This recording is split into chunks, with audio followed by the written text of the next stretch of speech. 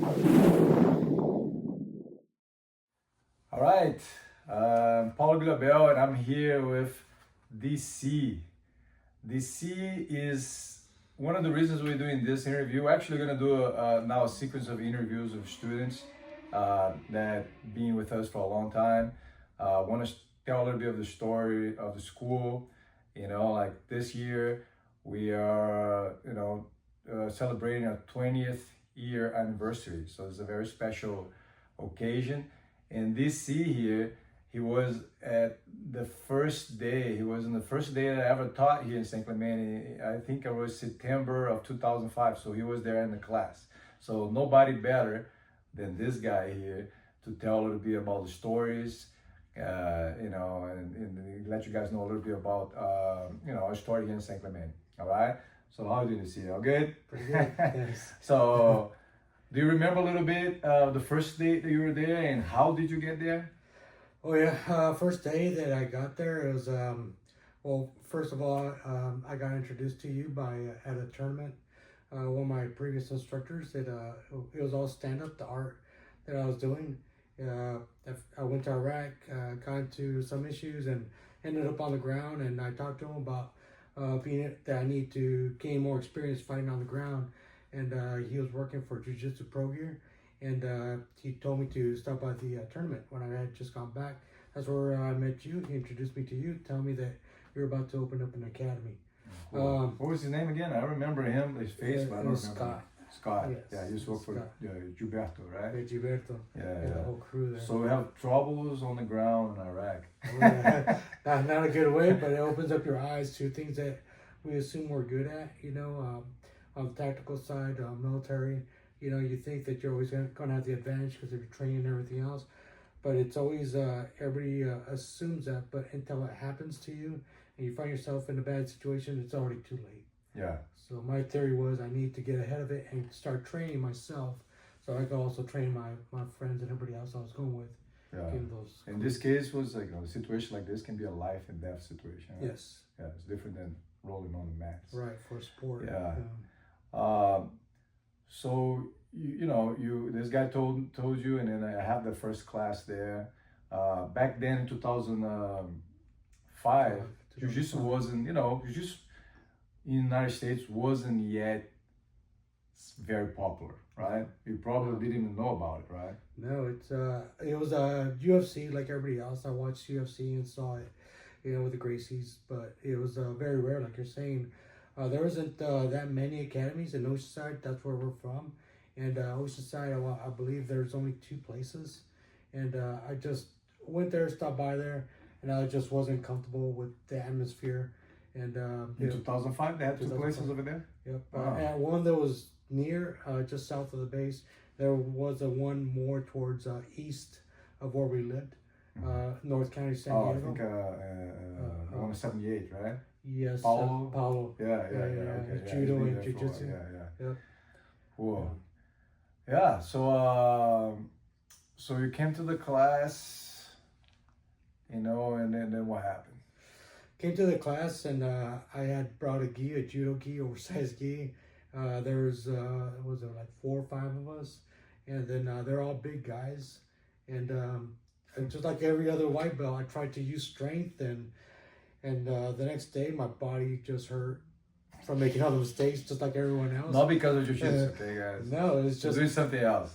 Yeah, it's like not really understanding how your body should move, maintaining self-control, and really seeing what your problems are and start to deal with the problems. Yeah, especially fights. What happened is like people, when it comes to fight, they believe that they have to give it all. Yep. They have to give it all. Even if you practice it at the school, they think you have to give it all, and then giving it all for a lot of people means using all their muscles, all their strength, all that. And it's not how it really is in reality. The idea is always to try to save your energy so you can wear your opponent out. That's more like more important than actually give it all. And it's a life or death situation that you can do. Especially Jiu-Jitsu, you can do with a lot less effort. In the beginning, like you and many people done the same thing. I remember in 2005, like when I opened the school there, a lot of people used to call me and say, "Oh, do you guys teach karate?" You know, and I have to, "No, we do jiu-jitsu," and I have to, and then they always ask, "Whoa, but what is jiu-jitsu?" And I have to kind of explain. For me, it was like really tough because how can I explain jiu-jitsu and still make somebody interested, right? Like, you know, karate, people punch and kick, and then I remember, how am I gonna do this? How am I gonna? So it's always a challenge, and to the point that I start getting better at it. But that's how little people know about Brazilian Jiu-Jitsu back then. You know, like many calls, it was like karate and. I'm not jiu-jitsu, but no, you guys teach karate too, and no, just Brazilian jiu-jitsu. But so what's the difference, you know? Yeah. So you went there. What do you remember from like that time, like right in the beginning? You know, like you went to school at that time. There, you know, I was subleasing the place. So basically, I had this Cadio Campbell school here in San Clemente, and my roommate Scott, which was there the first day. Maybe I'll probably get him. One day I'm gonna get him here. And he bumped into this guy, he passed away, but his name was White Lion. And White Lion used to be one of the guys responsible for the Cadio Campbell School at Los Molinos, you know. So Scott somehow talked to him about me, and then you know, we put together, and I talked to Eric, was the main guy at the time. And you know, he said, okay, we can teach here 2 times a week, and then that's when we started teaching there. And then he used to come. It was Tuesday and Thursdays, and then the kids right before. So I have 2 kids classes and 2 adult classes, and that's it. All right. But I think you used to come right from the beginning, right? Yep. Yeah. So in the beginning, it was since there was only a few of us, and eventually my son started training too, and he was like the only kid, so he would train with all the adults. And we used to take the mats, because the Koji Kimbo guys didn't want the mats, so we'd have to set the mats up every single time when we trained. And you had to come from LA because you're still teaching in LA. Yeah. So you had to make that long drive. So even when class would start, it was a lot of times we didn't know when they would end, because the training would just go. Yeah. Everybody's having a good time, and it was just information, and everybody was really getting better, and it was hard training. Yeah. You know, it was a good time, like I said, and I mean, sometimes we just got home so late. You know, the homework, I was like, oh God. Yeah, I don't know exactly what the time was for the classes. Yeah. But it was at least a 2-hour class. Yeah. And then after 2 hours, you have to put all those mats back in a pile. Yeah. You know. And that was funny because it brought me memories from when I started. Because when I started, it was the same thing. I was in this place, in this, you know, this gated community, and they have this like this center there, the sports center with pool and all that. And you know, we had a room there, and the same. The room was for everything. It was like dancing classes and all that. So we have to literally put the mats and take them all every time. Every class, you know, so it was like a little bit of a deja vu for me, but for you guys, probably was like a first time, right? Yeah, first time. And the floor was like all carpet, so the guy wanted to keep the carpet, and so. But yeah, so what else can you remember? Like, you know, like from the class there. So we used to train hard. Anything that you remember back then, like stories, and you can. I remember that, like setting up the rooms, just waiting outside for the Koji Kimbo class to be done.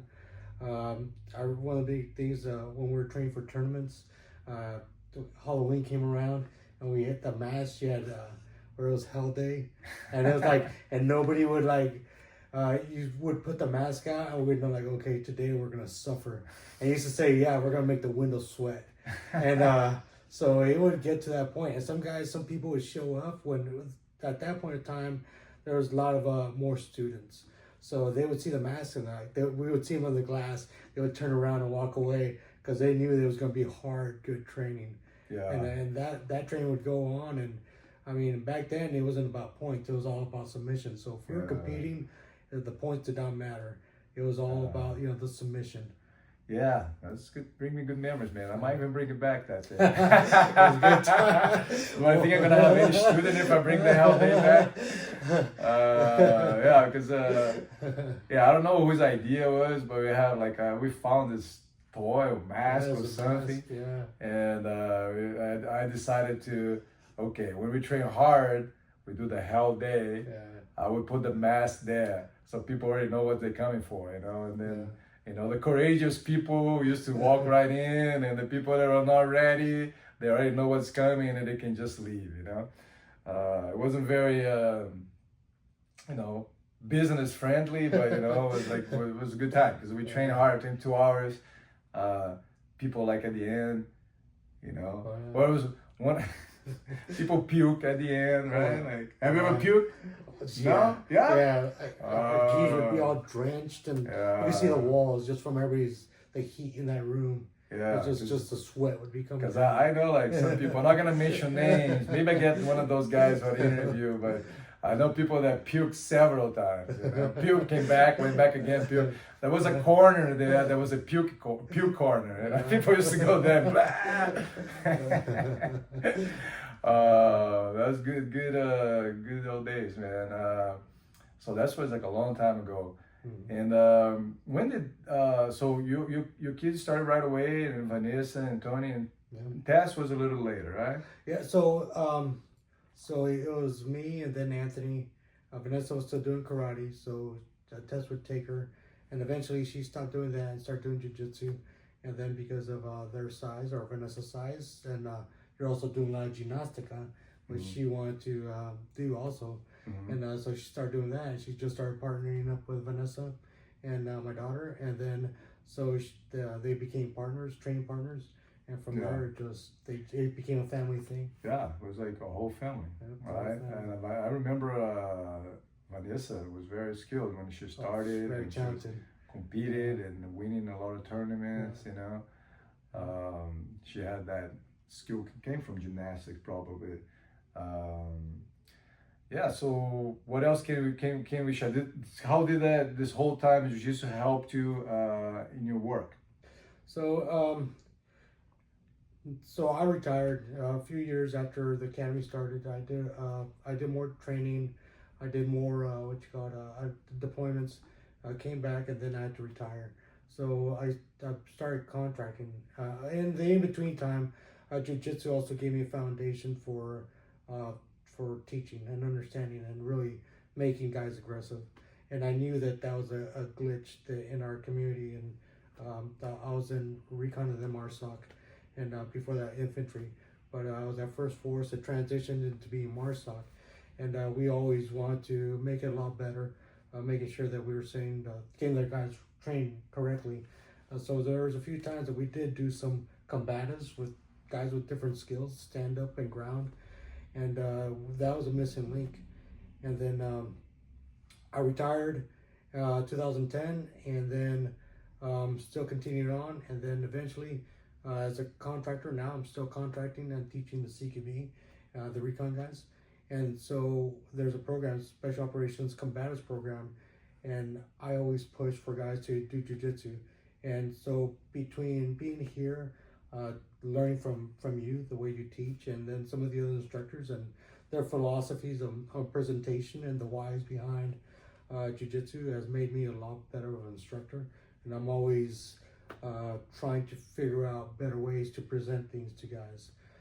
So on the combative side, they're like you're saying, you know, it's one of those things that, you know, big guys, small guys, and for me, I always got to remind guys for our job, you never get to pick the size of person you're going to come across. Just like whether it's military or law enforcement, you know, even fire department, firemen, and the nurses that have to deal with combative patients. Yeah. You know, you never get to choose the size of the person. Yeah. And I always tell guys, you know, jiu-jitsu.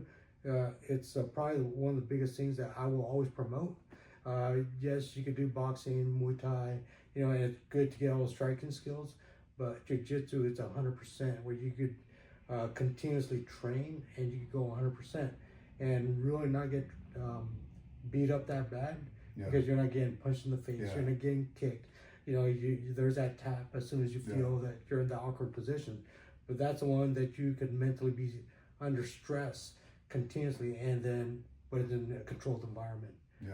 So for people, I always, when they talk about self-defense, I don't think, my personal opinion, there's no simple answer, but my answer is always going to be jiu-jitsu, Brazilian jiu-jitsu, because of the foundation that it gives you, and the heart that you have to keep going, the mentality you have to have, and it just pushes you and drives you. And being around the right group of people, because you can go to other academies regardless of what kind of art it is, and for us, this is our home, and it's always feels like family because the way we treat each other and all that respect.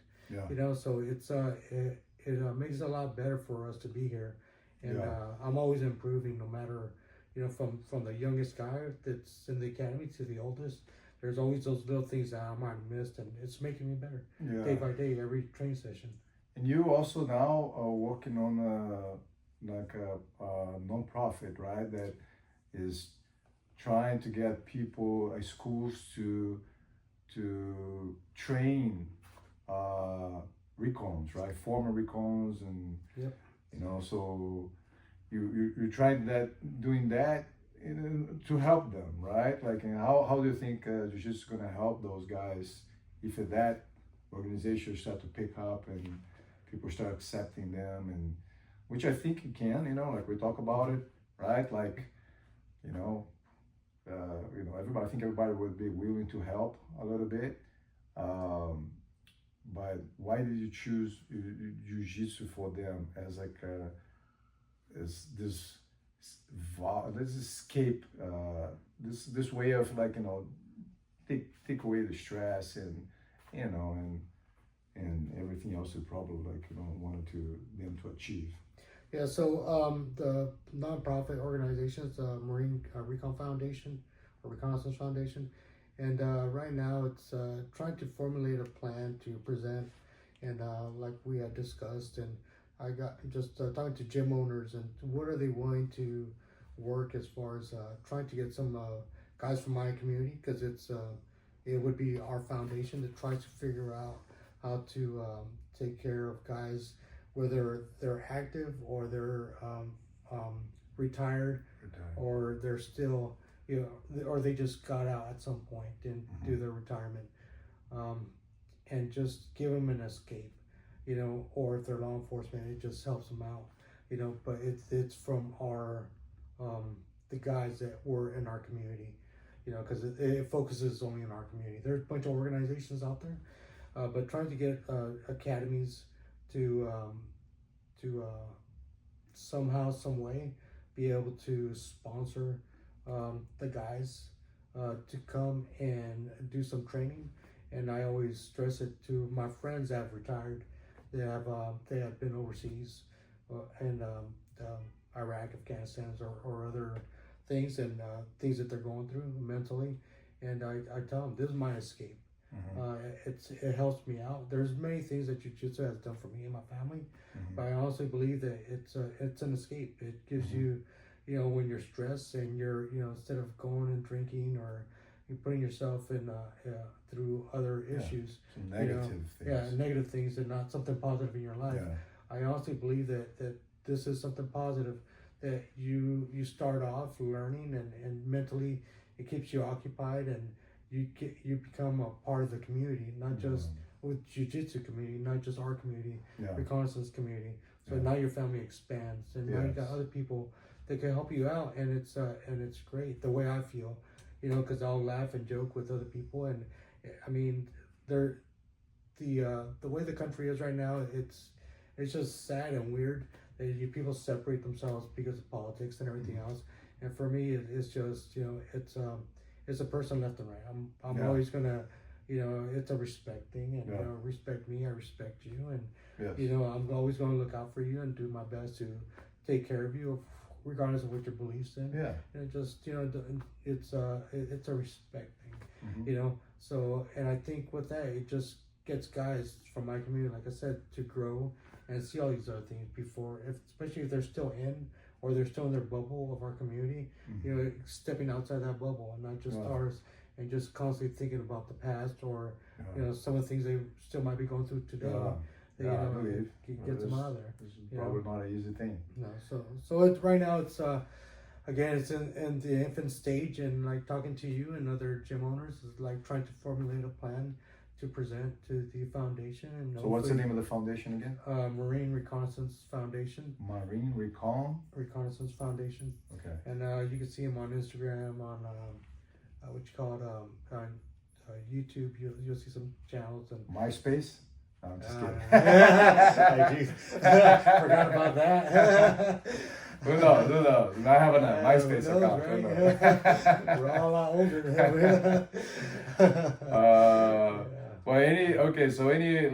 Remember some people sometimes used to come and from other martial arts and check it out. I remember one time I had to go with that guy, almost broke windows. And from remember LA. that? You were there, right? From LA. So how was your view of that story there?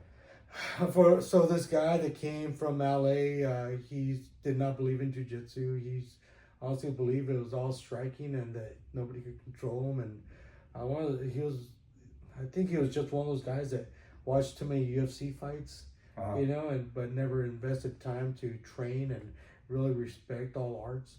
Because even us as jiu-jitsu practitioners, we have to respect the striking arts. Yeah. Because if we put ourselves in that situation, it just takes one strike. Yeah. But he came in and he challenged you, and you told him like, yeah, okay, I'm not gonna hit you, I'm not gonna punch you, I'm just gonna take you down, and you can swing and you can do what you want. And we opened up the space, and the academy also had those big mirrors. Yeah. So we had to be careful of. Mirrors. So we had to be careful. So everybody was kind of like they were still hanging out between mirrors and windows. Yeah, making sure that you guys were still in. And the window was no safety glass. It was just a real glass. And then later we switched to safety glass. But that day it wasn't safety glass. Yeah. It almost went through the window at one time. I think I hit the window with the guy. Yeah, the window of the beam, because the whole thing was shaking, or everybody's kind of freaked out. But I think that was there were still quite a few guys or people in general that were still there when that happened. So I think a lot of people became big believers of the art, because when you took him down, and as much as he was being very aggressive, he was bigger too. Yeah, he was bigger, stronger, and you maintain your control. And nice, methodically, you just controlled him, until you submitted him. And it could have. I honestly believe it could have gone a little bit faster, but I think it was trying to show him, is that self-control. Yeah. And I think that's another thing that jiu-jitsu brings up from a lot of people. It's it gives you that respect of having control under self-control under pressure. Yeah. So in life, when I know guys that have showed up here and they just have problems in life, and because you could see it in their face, I'm like, hey, how you doing? You all right? You good? Like, nah, I got all these issues. I had to come to class. So this is also their escape, regardless of what their job is, or things in life. Whether it's family or personal, professional. This is also their escape. Yeah. The reason I'm asking about this event, right, is because for you guys, I think it was cool to watch, because I grew up like that. Like when in Brazil, it happened. Those situations happen a lot. Mm-hmm. Happen like people walking into school, even like jiu-jitsu already established in Brazil. Yeah. Every once in a while, this guy is from karate. I remember my instructor George. He's like, if somebody come from another school, George was very old school, and back then was a lot about martial fighting, right? So everyone that comes from another school, another martial arts style, he's like, oh, you came from Taekwondo, okay. So how about this? You gonna pick one of those guys, and then usually you get the teenagers, I was one of them, and they not gonna be able to punch you and kick you, but you can do whatever you want with them. Yeah. And then, Paulo, go. And I have to fight the guy. Yeah. Obviously the guy tried to punch me and kick me, no gloves, no protection, no mouthpiece, literally street fight. And then, I have to take the guy down, put the guy in a position and make him tap, And that happened not only once, many times. But nowadays, people don't do that anymore. Mm-hmm. but you guys had a chance to see that, and even the Gracie originals, right? The original Gracie is the time the Horium Gracie and Hoist when he was young, but Hickson. At that time here in the United States, a lot of people did that. Like if you go, there's like the Gracie Challenge, YouTube. Like you can see like people coming in, and they used to just slap those guys. They didn't even punch those guys. It's like, okay, I'm gonna slap them. Like what I did was not even a slap, but they did some slaps too, so they can show that they can hurt the guy as well if they want. Because sometimes people don't believe it. Like they come from other martial arts and you take them down, you tap them, and all of a sudden they want to go again because they didn't get hurt. Yeah. And they're like, man, I already beat you. Okay, go again. And then go again. And at one point, you say, okay, now I have to make this guy understand that, he can, he's already lost 3 or 4 times. He could have been beat up. I couldn't just punch him another way. So, yeah, there was like a, situation that happened more often back then than now, Yeah. Anything else to close? I think even with that now even throughout the years where we get students that come whether from another art or they come overconfident, as I would say. Yeah. And you put us, or back then when I was a blue belt, you put us with them and bigger guys, and I think it helped us also as students knowing that where our skills were at, that we could still control the big guys. For example, you're my son. One of the biggest stories, I always think you were standing there, your first tournament in house. My son Anthony, and he was competing. We call him the Great American Sloth, because he would move slow and everything, Yeah. And all of a sudden you had that in-house tournament, and he was like, me and we were looking like, where the hell did he come from? And he's very unorthodox. He's learned from you.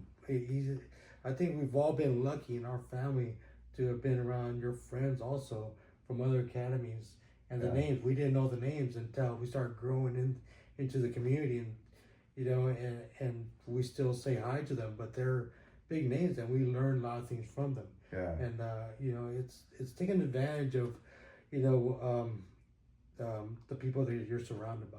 There's a lot of good people in our community that are willing to teach and make sure that the right training is done and everything's safely, and people still show up with the mentality that you're overconfident and want to do it. But here, like I said, it's we still maintain that control and that respect.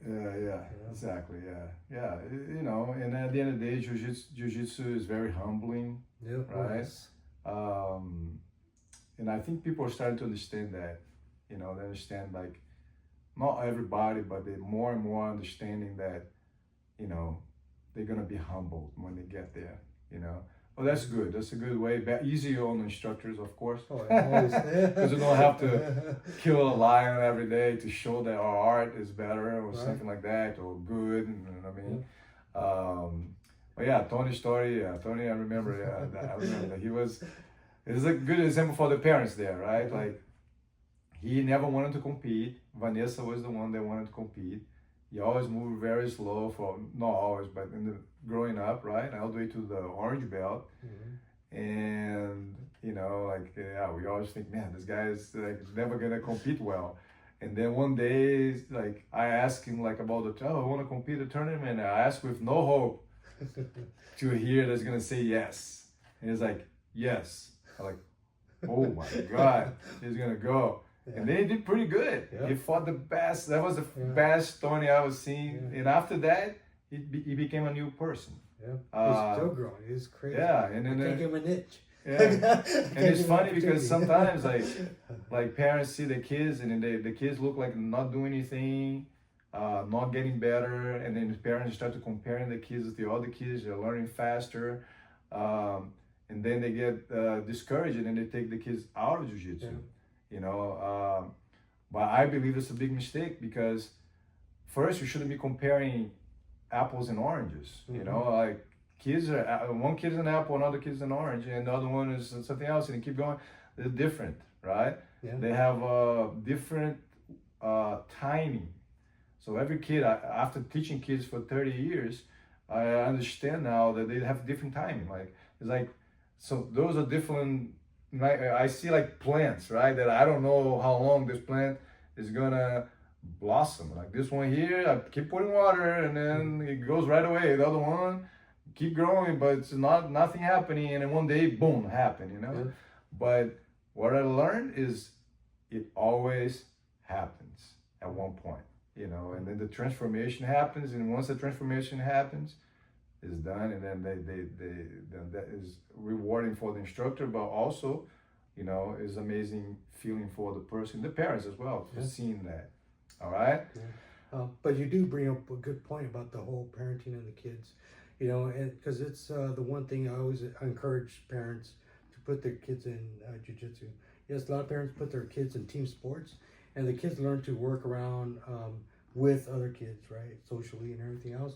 But I tell them, you know, it's good, and you know they should, but at the same time they need to do, like for me, I keep pushing jiu-jitsu because it's just makes them stronger. Because they're going to learn there's always going to be a winner, there's going to be a loser. Yes. And, you know, the mental toughness, you know, and mom and dad's not going to be there to help them out on the mat. So and they can't blame anybody else. That's right. Right? You know? Oh, that guy doesn't play well, so therefore my team lost. No, there's no that guy doesn't play well. Yeah, they're accountable for their actions, whether you train hard or not, you're going to see the results.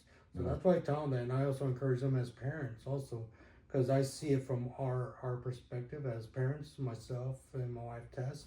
You know, we're still training with our kids. Yeah. You know, we're gonna have those stories, and they're gonna have stories. You know, when they grow up. I mean, we'll be far gone, and they'll be maybe grandparents, and they'll be telling stories to their kids. Yeah. Your family's been training together for 20 years. Yeah. This is the anniversary of the DC Jiu-Jitsu family, pretty much. Right. Yeah. You know, so. All right, my man. Nice talking to you. I hope you guys enjoy the conversation. Will be more, but no. Thank you for being with us this whole time, man. Thank you for trusting in our system and be part of our community and part of our family. Appreciate you guys. Thank you. Thank you.